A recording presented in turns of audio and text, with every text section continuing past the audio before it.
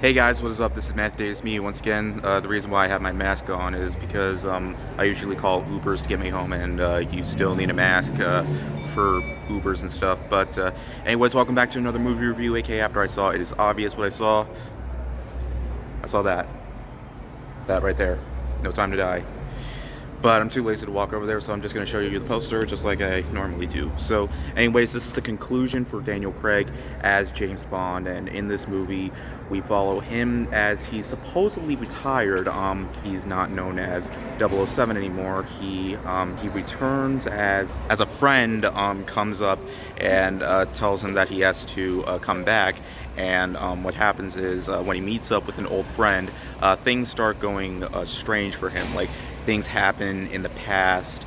It sort of tells like what sort of happens like in the beginning of the movie, which obviously I am not going to spoil anything for you guys because I know we've been waiting forever for this. And the best way I can describe this movie is that I'm not sure what to say, but it's a conclusion that honestly was completely unpredictable for me.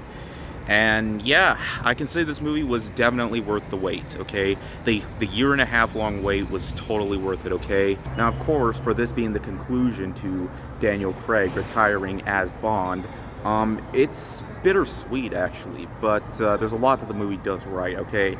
Though there are some points to the movie that kind of had me questioning some later stuff that happens in the movie, but there's a lot that the movie does manage to get right, okay? I really enjoyed Rami Malek as the main baddie of the entire movie, though we don't get to see much of him, which I was kind of disappointed with. There's still a lot of great interactions with James Bond, with old characters and new characters coming in. One of them involving his used-to-be wife, and stuff like that, who has this girl that's supposedly isn't his daughter. It's if I go more into that, then yeah, you know what, I'm just gonna shut up here because there is stuff that just goes on in this movie that people are probably gonna talk about like once they're done seeing the movie. It's kind of like when Homer Simpson like completely spoiled The Empire Strikes Back in that one episode of The Simpsons. So yeah, but yeah, in terms of action and style, the movie certainly still has it all. Though when it comes to James Bond, their focus is more on story and action and interactions with characters along the way. And I can say this definitely isn't the best Bond film.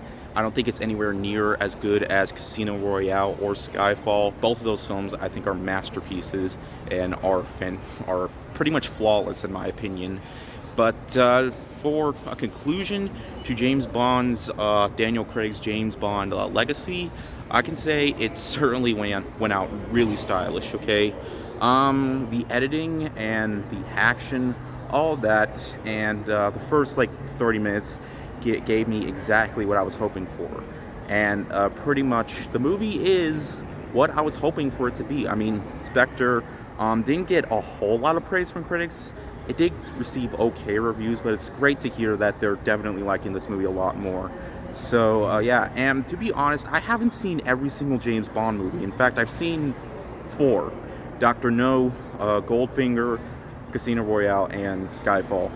Oh yeah, in this movie. So I've pretty much seen 5 James Bond films. So yeah, but one of these days I do want to try marathoning like all the Bond films to get exactly like what the full story of James Bond is, because there are a lot of films and it's going to be really confusing. And yeah, but in the end, I know this review isn't very long. I didn't talk a whole lot about story and stuff, but this is a movie that you guys have probably been waiting forever for, so my biggest recommendation is just go and see it, okay?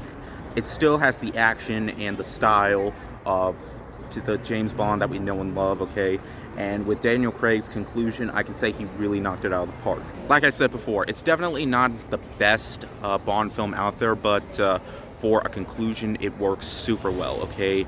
It has most of what I was hoping for, okay?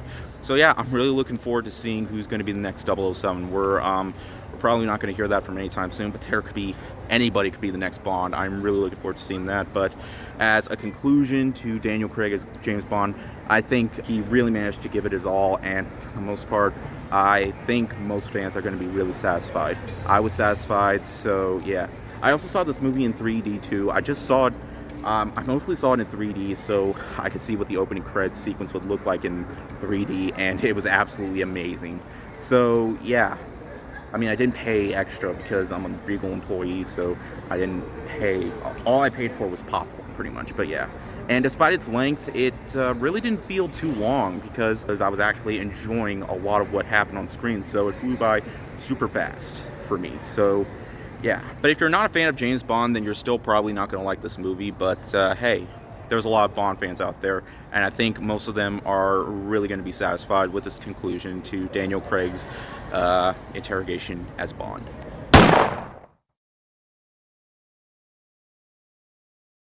It's a very strong 4 out of 5, and I definitely do want to own it on Blu-ray. So yeah, I will own it on Blu-ray. So yeah, but anyways, thank you guys so much for watching. Oh man, I have so many other movies I want to see this month.